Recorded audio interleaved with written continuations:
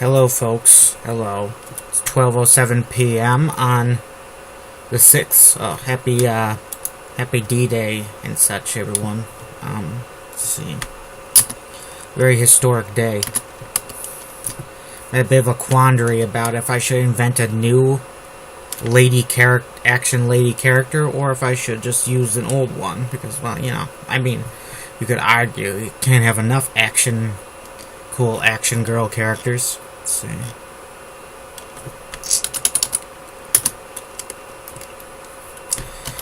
I heard that your wife owns several places like this. Redcoat noted. Oh, so you've heard of my wife? Carolyn asked jokingly. Was there a person on the person in the known world who didn't know who Dominique was? Yep, more talking. This is a very talkative part. I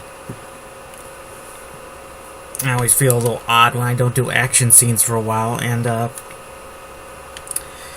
taking a tour of a research facility, not exactly action-oriented.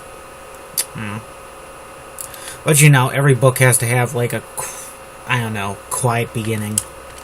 Then we move into the action. You need to ease people into things. Some people start right at the action, but, I actually, amazingly enough, prefer a little development first. Redcon, oh, you heard of my wife. That person who didn't know who Dominique Bird was. Yeah. Yes, I have. Redcoat replied, even though her facilities don't have hundreds of armed guards. Assault rifles. Helen noted. Perhaps you should. Perhaps they should. Redcoat suggested. There are a lot of people after Dominique for various reasons. Don't I know it? Thought. Well, she has me and some good bodyguards. Why do I keep almost writing boy guards? You good bodyguards. Doing some superhumans. Good bodyguards. I replied, feeling no need to elaborate. It was Redcoat who ended up driving behind the driver's wheel. The wheel of one of the weird Jeep-like cars. Everyone kept thinking of it later on as a golf cart. Though that was far from the right name. Yeah, golf cart things. What movie did I see them in? Wow, you probably see them in a James Bond movie. Those little golf cart-like things that the guards drive around in those really big underground facilities. I think you see them in... Which one was it? Were they in No One Lives... No, wait, were they in You Only Live Once? You Only Live Twice? I don't know. I don't think it was. Wonder how that writer came up with that name for a book. I mean, I have a bit of trouble coming up with catchy titles for my books. Let's see, later on, a golf cart, as though that was far from the right name. As I expected, I felt a bit scrunched up in the front seat. His friend Roper was behind him in the back seat with one of the guards who looked... One of the guards A sergeant with dark hair and big brown eyes. Brown eyes. Roper seemed to be in a good mood. Intrigued by the facility, which was intrigued by the facility around him. Didn't seem that interesting to Ireland. He had been places like this many times. Back in the Jade War, just about every Allied base was underground, protected from Jade NBC hazards. Many of the above-ground facilities are annihilated by nuclear weapons in the 1-month war.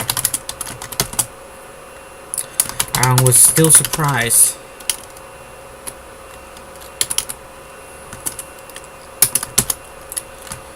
Reminds me of where base I called home back in the war. Roper said, for a good chunk of it. Then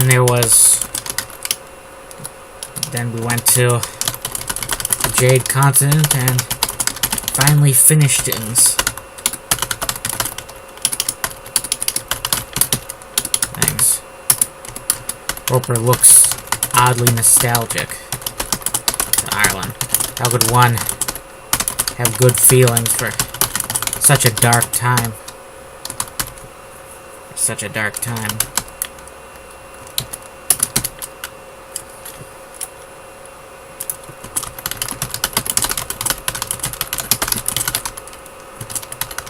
Did I describe Roper consistently? I mean, the other part I had him, it was 1948, and, you know, people can change in 10 years, but not that radically.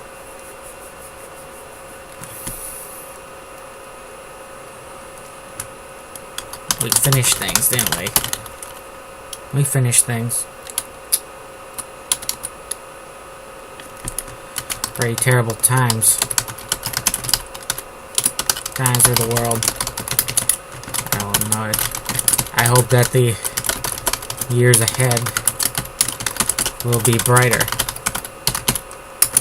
Doesn't seem to be much evidence of that happening. Old friend, Roper replied. Seems like dark times are gonna last. I have a feeling I'll be dead of old age before times get better. Let's hope not. Red coat noted. Driver's seat.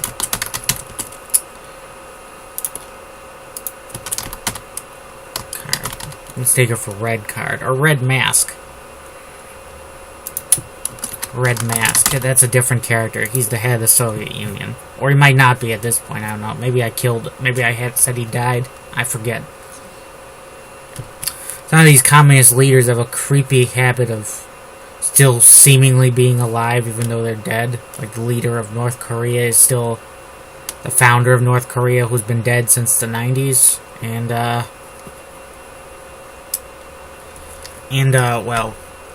Oh yeah, Stalin. People still speak nostalgically about Stalin. These 100-year-old people who were around when he was during the purges and stuff. Crazy to me. Maybe they only come out now because he is dead and they don't have to worry about him purging them. So, pretty good behind the wheel. All uncomplimented. Red coat. Yeah, hard to believe. Never had a lesson before today. Red coat replied. She's exactly what I was hoping for. Or when I got here.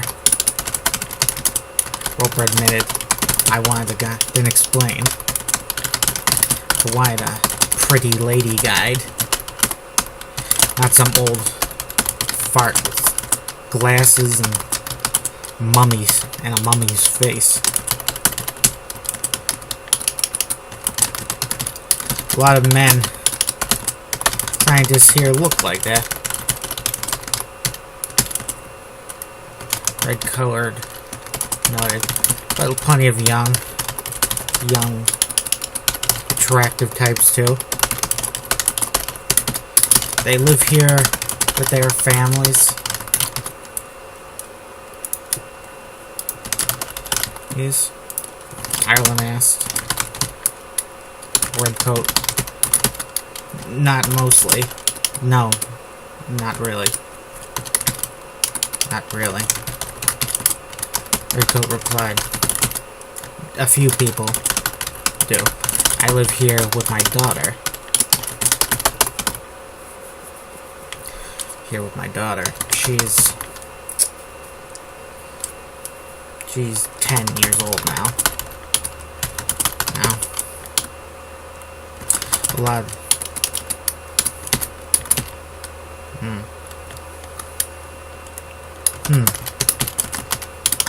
I replied, mumbled. For some reason, I found it hard to believe this woman had a child. He wondered if she was one of those types who just knock boots with a man to have a child. That she didn't feel she needed a man to raise a son or daughter. To raise her daughter. Arlen was of the view the child needed both its parents. Both their parents were a healthy relationship, for a healthy development.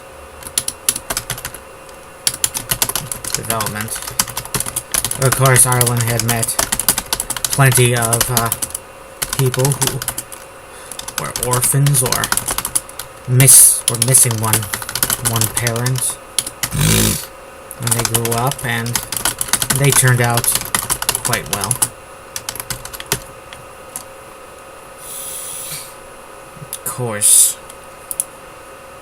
Of course. That sentence looks alright. Of course, Arlen had met plenty of people who are orphans or missing. Yeah. That's a sad thing when people grow up with one or two parents, with one parent missing. But not everyone who goes through that turns out bad.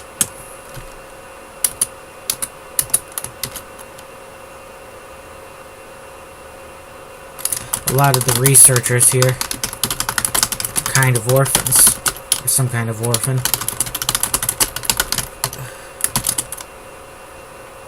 Redcoat noted.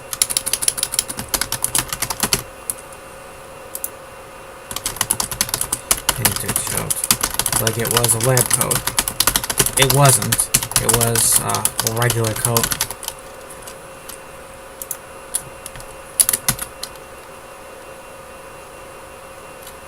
And some kind of orphans.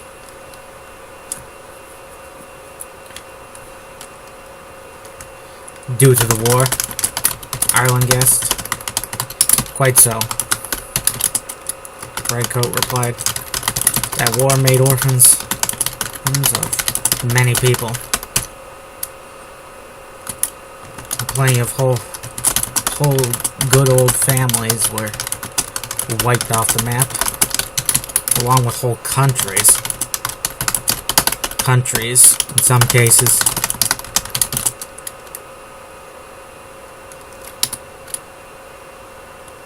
Roper said from the back.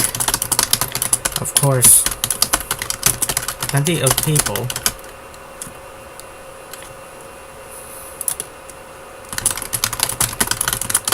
got a lot of notes for this already, and we're only 14 minutes in. Yeah, well, that's the way. I had less notes this morning because yesterday I didn't go on the treadmill, which is usually where I come up with some corrections allow my mind to wander, but not the case here because, but not. Yeah. Well, I guess I just ran out of time. It was rainy. It was miserable yesterday. Of course, plenty of people. Let's see. Well, podcast.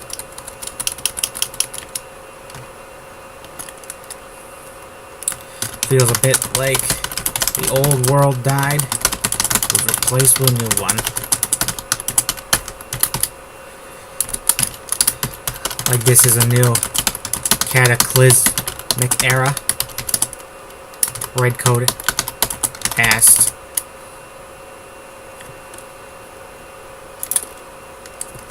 Lovely voice, even without a Chromish accent. Yes, well. Being a pretty girl is one thing. Being a pretty girl with a sexy accent, too, though. Ooh. That just adds things. Scottish accent. British accent. Anything that adds a layer of the exotic, I think. Like a pretty Tibetan girl. Or something like that. Like, oh, I'd climb a mountain to meet her. Something about like having to fight for something, Like, I'm sure like a hot, real difficult recipe tastes real good when it's concluded. And if it's a difficult book to write, you probably will feel like a rush of euphoria when you complete it, like I did after I completed the world's longest book that I wrote, which was like 10,000 pages or something. I don't know why I wrote that book. I'm probably a bit crazy. Like the era of 25,000 years ago. Well, we'd be... Well, things were that dire. Maybe we wouldn't have this place. Roper replied. We'd be sitting around in caves. Naked and grunting. Probably cannibalizing each other to survive. Cannibalization. Alan muttered. Well,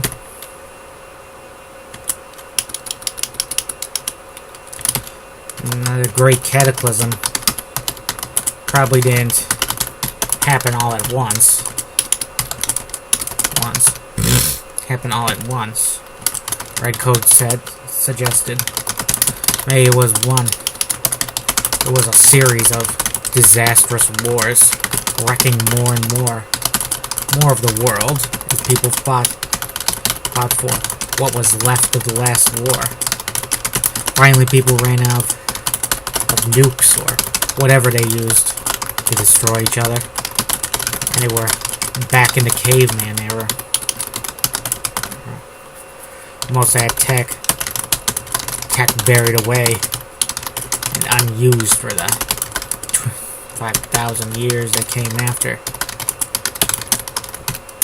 25,000 years.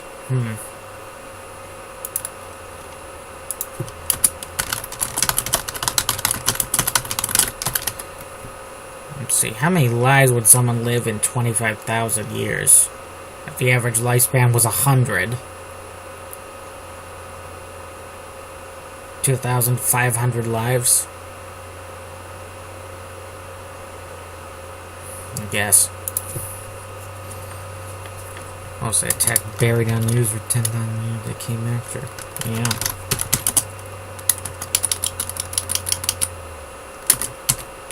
I'm pretty sure it was a nuclear war. Alan noted. I'd hate to imagine anything else worse than nuclear weapons in their place. I'm sure we'll find something worse than nukes someday. Discover something new. Redcoat replied in a mock hopeful tone. Perhaps here at this very research facility. And I guess I should hope that some cataclysm befalls this place soon. Harlan joked. Preferably.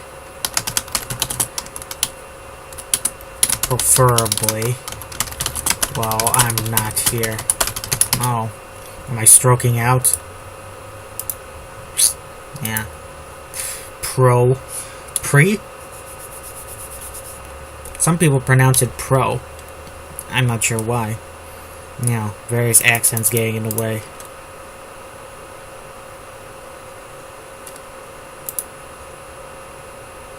Well, let's see.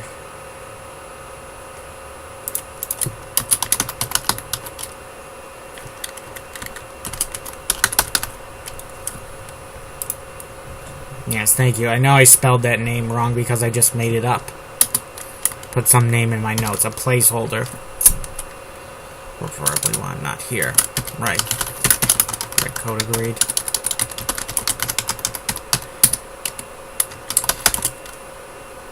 The little jeeps, the little white jeeps continue to speed. Finally reach some area of consequence.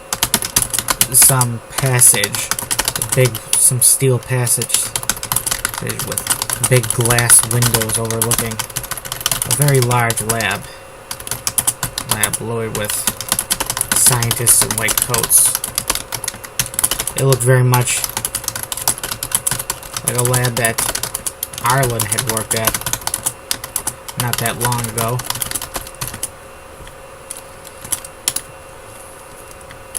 First of the big labs, Redcoat noted. Thank you for being our tour guide.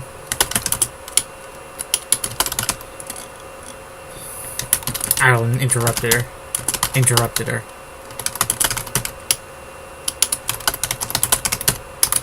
Not at all. Oh, it's my pleasure. I want to write a novelization of Castlevania. The whole damn series. Yep, I would do every one of them. Imagine the challenge of coming up with a new way to defeat Dracula in every book. Oh boy. That gets me crazy in the head. Some people love a challenge. I kind of like a challenge I know I can do. I'm a little wary of things that I don't think I could pull off, like writing a romantic comedy book.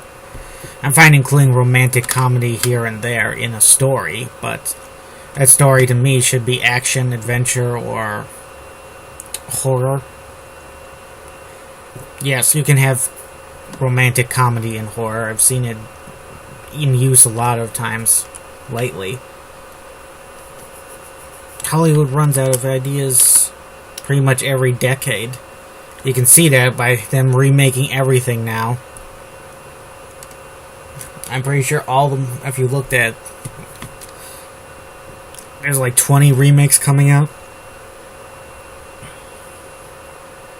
All of them unnecessary in my view, but you know, who cares what I have to say? Instead of doing remakes, make something new, people. Please, for the love of God. If I could sell my soul to Satan, maybe I would help out Hollywood, tell them make some original content for once in a while. Maybe put a few creative thoughts in their brains. Thank you for being here, too. Oh, it's my pleasure, Redcoat replied with a smile. A bright, girlish smile. By volunteering, I was able to skip out on a meeting at the top. Those meetings are so damn boring. Moetings? So damn boring, anyway. Yeah. I would agree. Of course, you're a politician, Redcoat noted. So most of your days are probably long, boring meetings. Thank you for reminding me of the hell I live in, reside in. Arlen jeered. Meanwhile, in the back seat,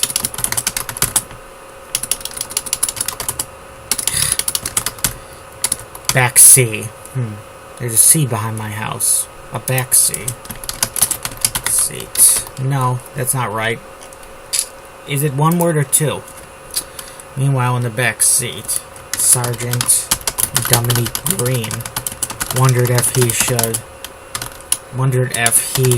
Well, he changed genders. Wow.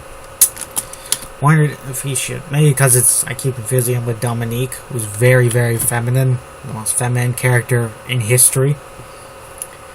She basically looks like what estrogen would look like if it assumed human form. Besides the green skin, glowing eyes. He wondered if he should. Meanwhile, in the backseat, Dominique Green wondered if he should mention that he was cousin-in-law to Arlen Richington. He doubted that Lord Richington would care or say anything by. And besides, hello, cousin. So maybe it was best to say nothing.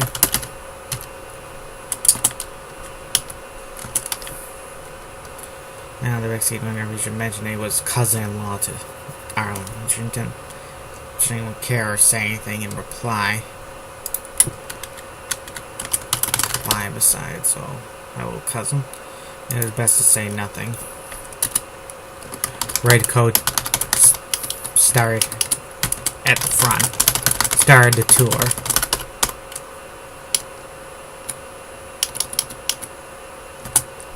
Let's see. Redcoat at the front. Started discussing the facilities they were passing. Elsewhere, at the boring meeting that Redcoat missed,